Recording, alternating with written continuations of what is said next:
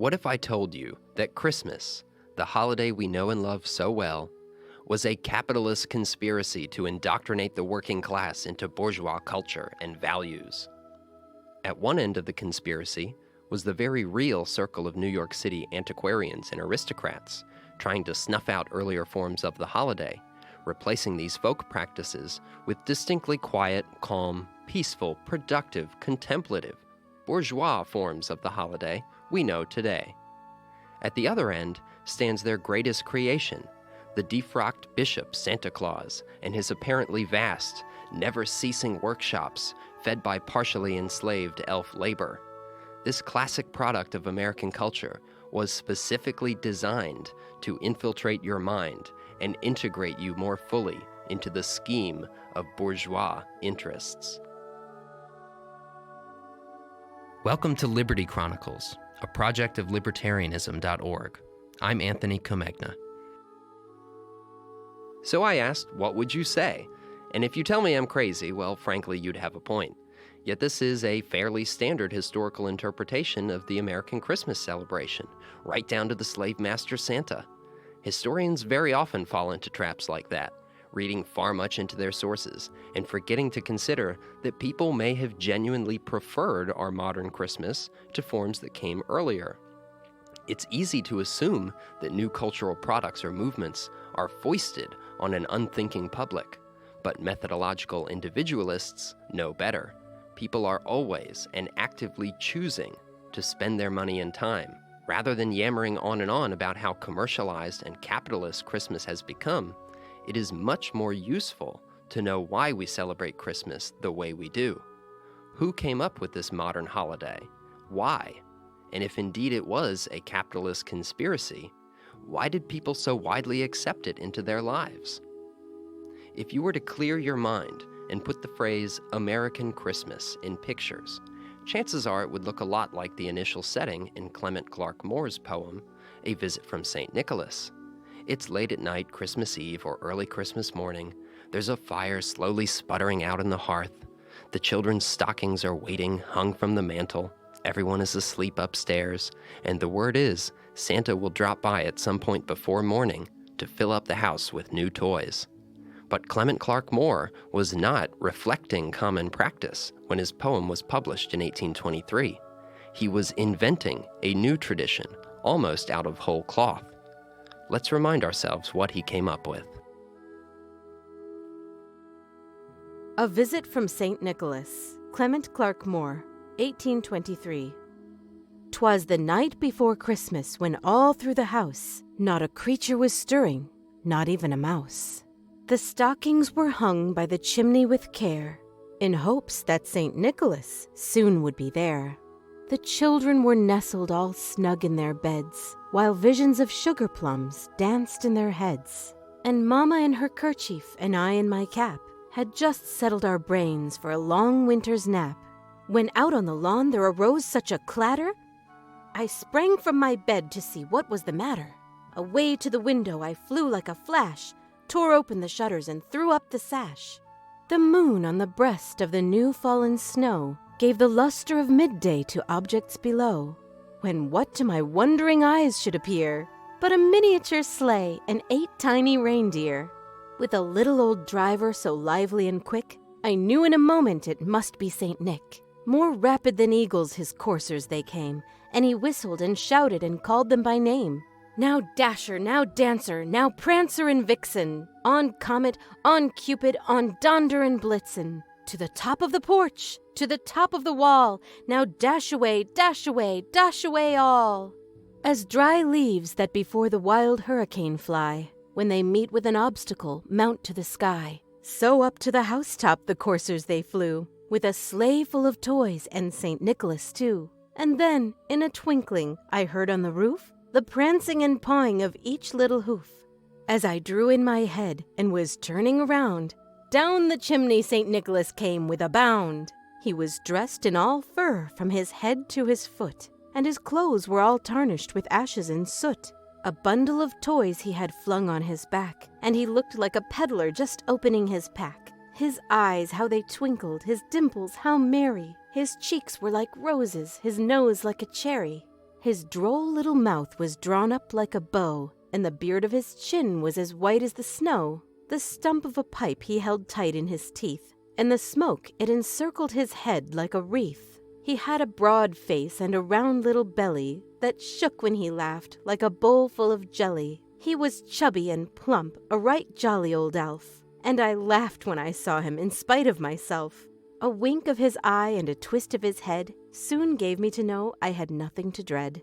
He spoke not a word, but went straight to his work, and filled all the stockings, then turned with a jerk, and laying his finger aside of his nose, and giving a nod, up the chimney he rose. He sprang to his sleigh, to his team gave a whistle, and away they all flew like the down of a thistle.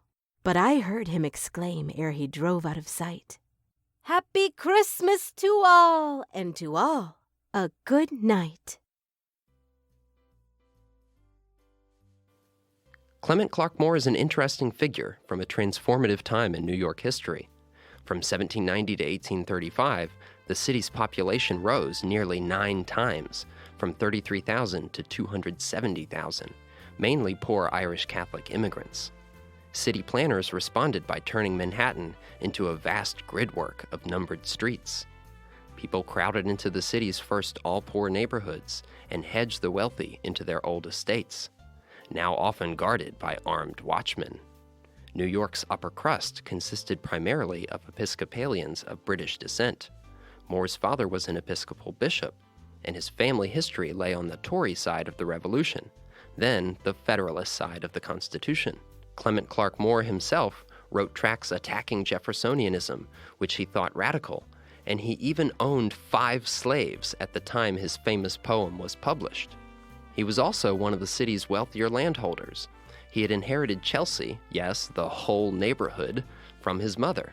The property stretched from 19th to 24th Street and 8th to 10th Avenue. It was valued at about $500,000 in 1830, but as early as 1818, the city's new population pressed in on Moore from all angles.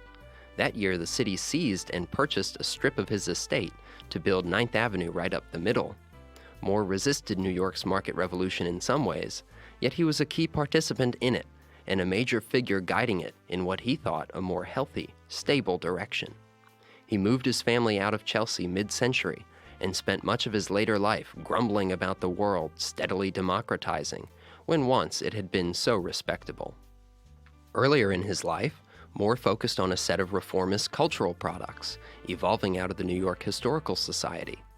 At the NYHS, a small set of antiquarians conspired over the decades to resist many of their society's ongoing changes, and to transform, invent, or channel others in more bourgeois directions. The conspirators included Clement Clarke Moore, of course, but also Washington Irving and the banker-philanthropist Jonathan Pintard. They were acutely aware of how quickly their city was changing, and their main mission was to write history so they would not be swept aside by it. Pintard, in particular, was a reformer at heart, a lover of folk culture who recognized the functional purposes of celebrations like those which came before a visit from St. Nicholas. The first important fact about pre-modern Christmas was that it was a seasonal celebration, stretching through much of the winter. Europeans used the holiday to play with periods of misrule, during which the normal rules of acceptable behavior relaxed or inverted. Social hierarchies were temporarily suspended or inverted for a time of carnival or enjoyment of the flesh, and dressed as animals, the revelers might elect a child their bishop or assemble the lords of misrule to preside over the festival. Holidays were a period of blowing off steam, having fun, and relaxing the standard social and political tensions that ruled their world with iron fists. The English Puritans abolished these sorts of pagan and Catholic celebrations, but 18th century English continued to engage in wassailing. Wassailers were essentially drunken mobs, which paraded through town, marched up to the local lord's doorstep, and demanded the use of the house and tribute in goods or money. Landlords who refused the crowd must have seemed a lot like wealthy residents of neighborhoods invaded by poorer children on Halloween today. If they complained, they seemed terribly uncharitable to people they could easily help. In the old days of feudalism, lords were supposed to protect the people and keep them fed in times of famine. In the new early modern world of private, enclosed estates and wage labor, though, those old social obligations broke down and transformed. Holiday misrule made for the perfect moments of releasing social tensions, times when the wealthy could safely meet the poor's demands for relief without actually abolishing or disrupting the social order. In a letter to his daughter in January 1822, Jonathan Pintard described an encounter with a New Year's Calathumpian band, basically wassailers playing raucous, noisy, unpleasant music. Calathumpian bands or parades were usually not complete without heavy drinking and fistfights between large numbers of seasonally unemployed factory workers. The factories were closed, of course, because their water mills were frozen over. And what's a hand to do then but go cause some trouble for men of estate like Pintard? Pintard's recollection of New Year's Eve is very similar to Moore's poem, published a year later, but Moore takes the Calathumpians who disturb Pintard's sleep and turns them into the mythical Santa Claus, rewarding good little bourgeois children for staying indoors and behaving themselves. Letters from John Pintard to his daughter, Eliza Noel Pintard Davidson, 1816 to 1833. New Year's Morn, 1821. I closed the old year by attending divine service last eve in the Lutheran church where some elegant and appropriate hymns and music were performed. After a most delightful morn, the afternoon was clouded o'er and the evening threatened a snowstorm. Wet prevented Mama and Sister from accompanying me. I had determined to rise early in order to commence the new year with the dawn and to have a few moments to chat with my dear daughter before breakfast. For this purpose I desired Tamar, our domestic servant, to kindle a fire in my office. She is a very early riser, but through fear of oversleeping herself, she had risen about 4:30 and went upstairs to look at the clock for the time. Sister's room is directly over the back parlor. She heard someone take the key and deliberately open the door and called to Mama, who with her masculine spirit rose to light a candle by the lamp. I threw on my clothes in haste and down we sailed, found the back parlor door ajar, but nothing out of place. We went downstairs to examine the street door when Tamar explained the mystery. On retiring to rest again, the bands of music, bagpipes, drums and fifes, and boys' bells rang, proclaiming Happy New Year, interrupting all repose till daylight when I arose, leaving Mama and Sister to take a little rest till 9 when I shall call them. The day is beautiful. After church, the ceremonial and friendly visits will take up my time till 3 when our little family party will assemble round our festive board, and when your healths will be drunk with all affection and old-fashioned formality. Among other visits, the trustees of the Savings Bank are to wait on West Bayard Esquire at 1:30 to pay the compliments of the day as a mark of respect for the faithful and diligent discharge of his duty as president of this benevolent institution. I did not get home from the bank on Saturday night till past 10. We took in $10,101 from 127 depositors, and our receipts at the close of the last 18 months amount to nearly $500,000, half the sum which my warm anticipation had allowed to be deposited in 7 years. My dear little grandchildren were not forgotten. Monday 2nd, New Year's Day being very fine, the old good custom of mutual visitings and cordial greetings was observed with unusual animation. After an excellent discourse from my French pastor, I went to the Savings Bank, which was crowded especially with children, with their gold pieces and bright dollars, New Year's gifts. We took in nearly $7,000 and had to dismiss many who came too late in order to wait in a body on our president and the mayor and company. I did not get home from my tour till past 3, when I found Aunt Helen, Craig and Davis, and we sat down to an excellent dinner of venison, the first in many years at your father's table, and drank all your healths individually. Mother, father, and children wishing you every joy and comfort.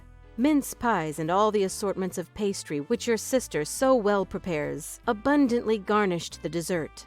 We passed a social afternoon, grateful for the blessings we were enjoying. While the ladies were entertained, I read my sober books, musing on the rapid flight of time, the fewness of my remaining years, and reflecting on departed friends, and how few remain of the companions of my youth and of my immediate family. In swiftly sprawling cities like New York during the Market Revolution, these temporary moments of folk social leveling often turned into exercises in democratic, oppositional politicking. And that is what people like Pintard and Moore were so worried about. Pintard especially wanted to create a distinctly middle-class winter holiday that could channel the sociological need to release tension into productive bourgeois practices. Over 3 decades, he experimented in his own life, first celebrating St. Nicholas's feast day on December 6th, then shifting to New Year's, and finally settling on Christmas with help from co-conspirator Clarke Moore. Both men grasped something which Washington Irving hinted at in his sketchbook stories. If you mythologized New York's old Dutch culture in just the right ways, you could invent new traditions all New Yorkers could adopt of their own free will as part of their local identity. Irving's sketchbook stories introduced the familiar version of Santa, presented as the patron saint of New Amsterdam. Pintard was one of the circle's keener historical thinkers, and he recognized that American Protestantism did not have these kinds of social releases, like the Catholics had festivals and saints' days. He explained his point of view in another letter to his daughter, May 1823. Tuesday, 27 May, 1823. On Saturday, the Linnaean Society celebrated the birthday of Linnaeus at Flushing, about 200. The day was fine, and the ceremonial and festivity went off in high style with much pleasantry. I was not present for the best reason, not being a member nor invited, a proof of my extreme sequestered life, though it would have been an agreeable relaxation after many weeks of assiduous duty. Still, on the whole, it is best that I should refrain from these public parties altogether. My spirits, like bottled champagne, are too apt to effervescence and overflow by the excitement of company and mirth, which the phlegmatic are too apt to impute to an excess of that potation which can alone exhilarate them. This impression, not easily refuted, is unfavorable, and for my soul I cannot repress my generous feelings, nor wear the mask of hypocrisy. Had I not been a secretary of the American Bible Society, I think that once for all, and on so great an occasion, I should have attended the spectacle yesterday. I am not one of those severe moralists who reprobate public amusements in the gross, although, to avoid offense, I partake so little of them. The hard-working part of society must have occasional relaxations. Our Protestant faith affords no religious holiday and processions like the Catholics.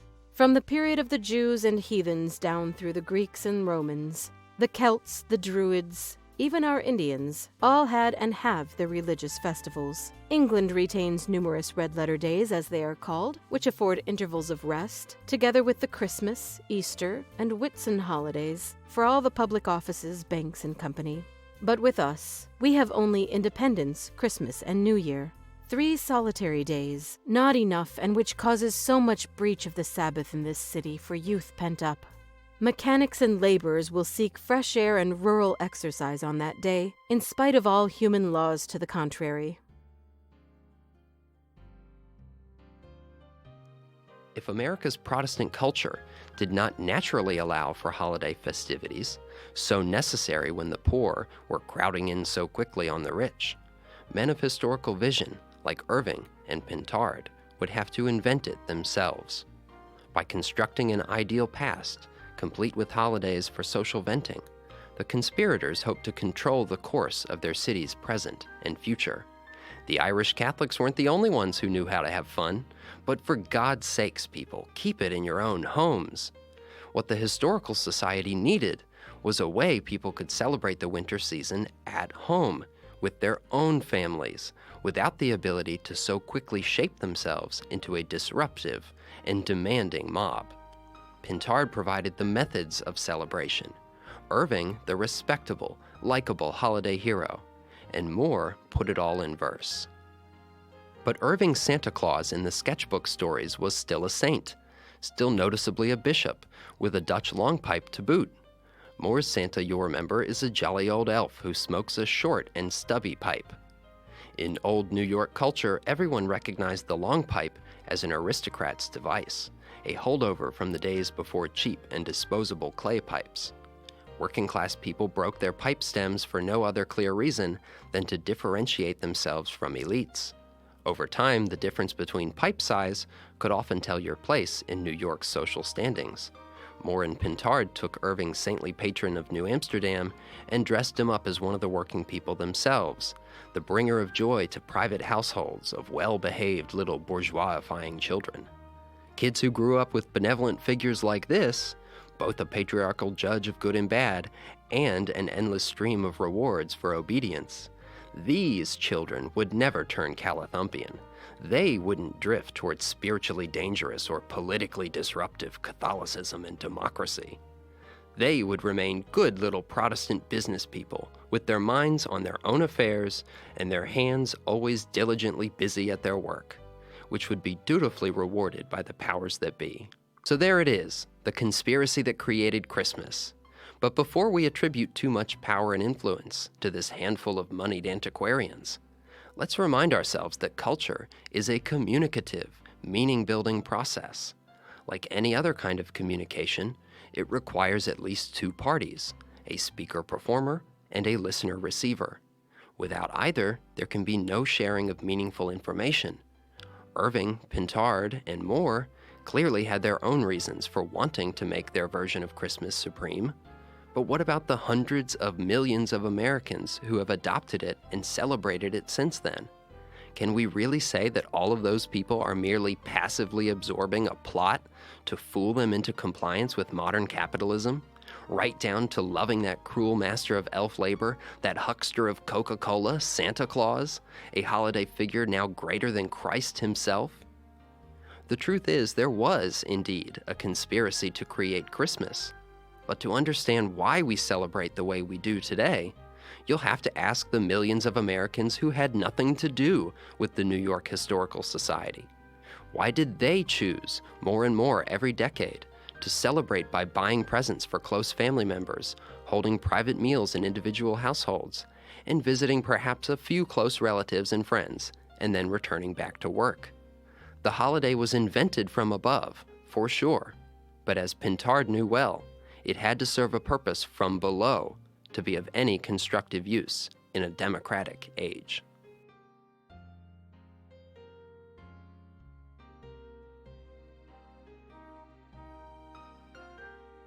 Liberty Chronicles is a project of libertarianism.org.